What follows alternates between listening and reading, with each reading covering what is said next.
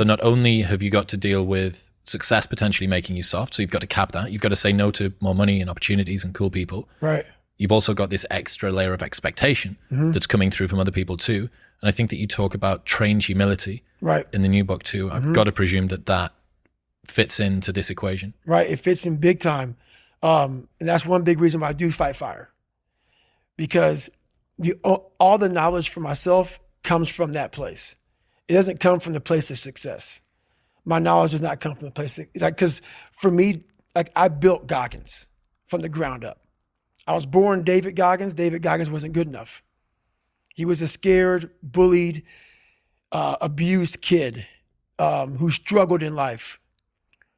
And that kid, whenever something got tough, no matter how hard I trained, no matter how ready I was, whenever something got tough for me, David Goggins, the real David Goggins, would come out and he would quit. So I realized this over a period of time. So I had to build Goggins. And in that process, I had to go back to that mental lab. And that mental lab is at scratch. That mental lab is in that trained humility. And so that's where I get better. I get better when I'm digging holes in the ground, when I'm waking up early knowing I don't have to do these things. That's where I get better. So it's important to stay hungry. It's important to stay hungry, but it's important more to stay humble within that hunger. So while you're hungry, a lot of people are hungry, but humility is everything. What was that story about William Crawford, the janitor? Yeah. So this guy won the Medal of Honor. So he won the Medal of Honor, and which is the highest award in the military. And this guy went to the Air Force Academy, and he was a janitor.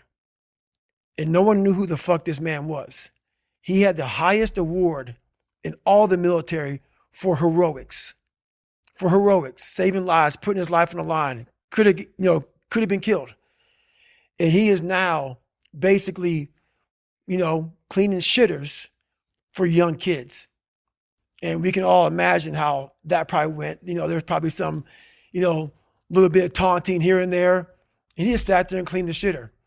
So that's why he's in my trained humility part, because for this man to be at the level he was and have that kind of humility to go, I'm a Medal of Honor winner, but I'm going to put that in my closet, and I'm going to pick up my broom and dustpan, and I'm going to pick up, this rag and clean this shit for these young men.